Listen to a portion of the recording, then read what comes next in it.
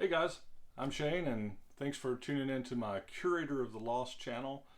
This is where I'm showing hauls of primarily books. Books are my wheelhouse, but you never know what you're going to find, and this episode proves that. I went in looking for books, but ended up finding lots of magazines. So I thought it'd be cool to show you the magazine haul, then maybe even give you some pointers. I'll give you some pointers on things I found that have sold well in the magazine world. So really, when you never know what a thrift store is going to give you. So when you see cool, you have to buy cool. So I was on travel. I was in the Fort Walton Destin area, and I had a chance to go to stop by a thrift store late one day, which is kind of cool because if you're used to going to your regular haunts, your regular places that you buy things, a lot of times when you're away, when you're in a different city, it's a cool way to see another area of town. And quite frankly, what you do is a lot of times you'll find stock, you'll find things at another location, at another state, another city that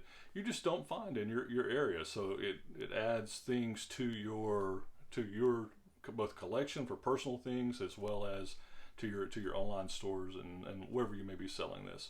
So I went into a thrift store in the Fort Walton area, and I was excited because they had a dedicated book nook.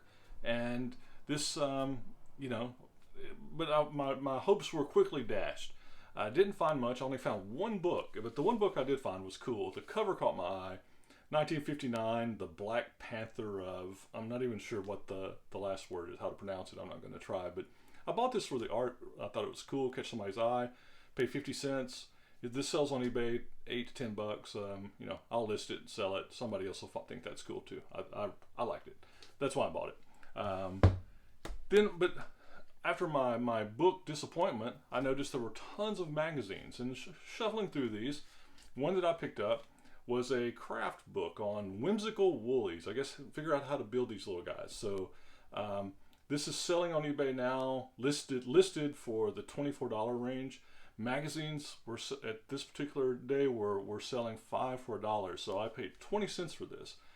Even if I sell it at a discount, $12-15, it's still going to be a great profit margin. And as something to take away on this is these specialty magazines that can cost someone $10 or $12 new on the newsstand, but then they're hard to find.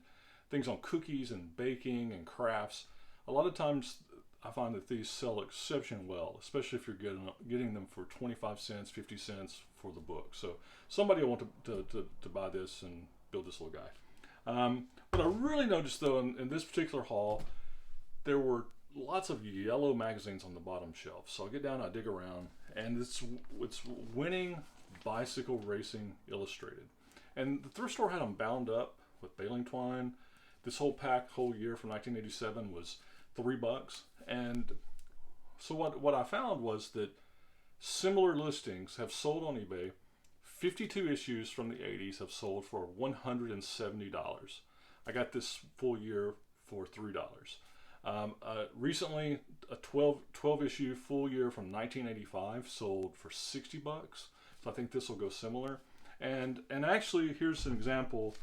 In the 1984, I paid $275 for this lot. So it was a full year. I'm not sure why it was a quarter cheaper, but this single cover, the single book with Greg LeMond, has sold for $19.95 for a single issue.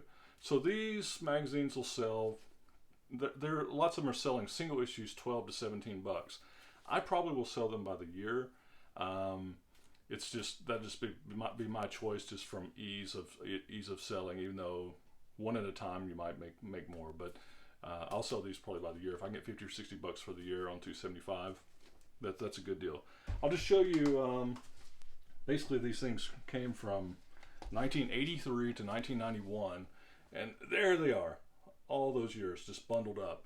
What's interesting is the 1980. This magazine started in 1983, and here was 5 or 6 issues from 1983. The initial issue of this runs like $60, but it wasn't in there. But there's several of those first year issues that are harder to find. Users, buyers, they'll like that. So let me get this sorted out so I don't drop the haul. All right. Another thing I found in this was evidently somebody in the area was an Audi enthusiast. I found a lot of Audi magazines, Quattro Quarterly, Volkswagen Audi. I mean, a whole stack of them. Again, some of them with the wrappers still on. $5 for $1. I paid $4 or $5 for this stack. I haven't seen these sell, but generally in magazines, if you find a special interest at the right price, you can bundle these up, $20 or $30 easy. Make a nice little profit on it. So, now that was all from the haul, but giving you some pointers, things to look for. In the South, it's a magazine, Garden and Gun. You can find these.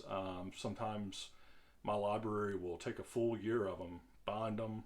They'll sell them for $2. Great resale potential on Garden and Gun, again, especially for the early issues. Another crafting magazine that's like that is one called Domino. Very popular. If you find Domino issues, make sure that they have the stickers still inside. There's some stickers, they're bound inside.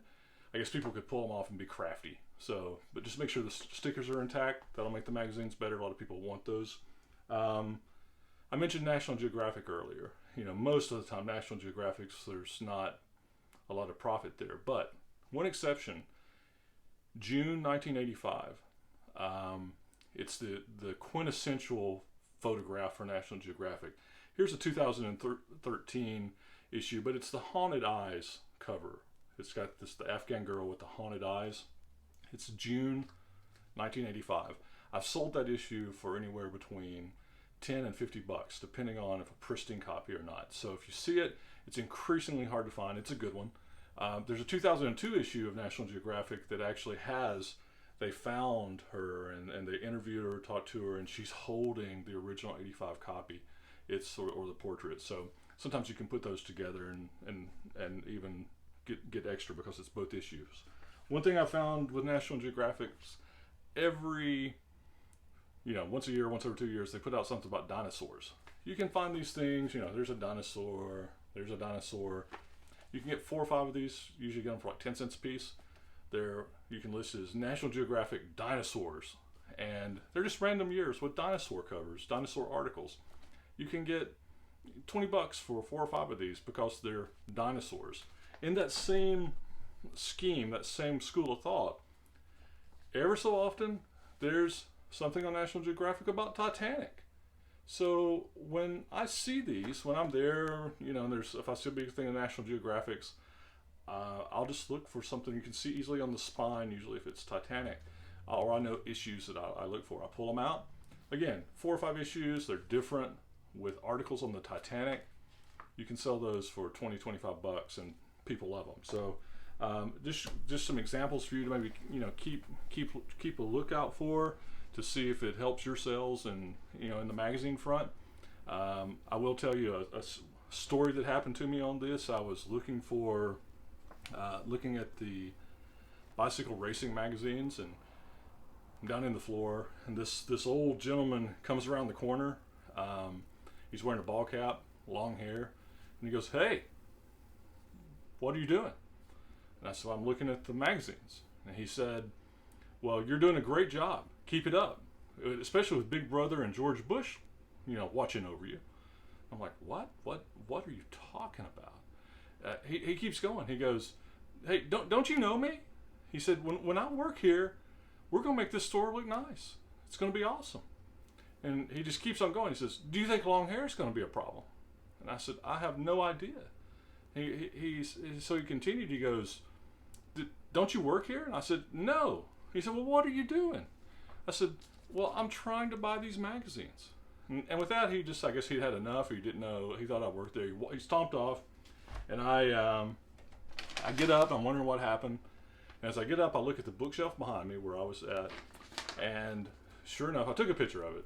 On top of the bookshelf, there was a book with George Bush on it. George Bush was watching over me as I was trying to dig out my treasure. So I guess the moral of the story is on thrifting, on libraries, on estate sales, when we go in looking for one thing, and you got to take what it gives you. You never know what you're going to find. Sometimes you'll find what you're looking for. Sometimes you'll find something cool and not totally different. sometimes all you might get is a good story. Sometimes you might get a little of both. So I hope that you enjoyed this last week's haul. Hope you found some of the other stuff I talked about informative and fun. So, appreciate you for watching.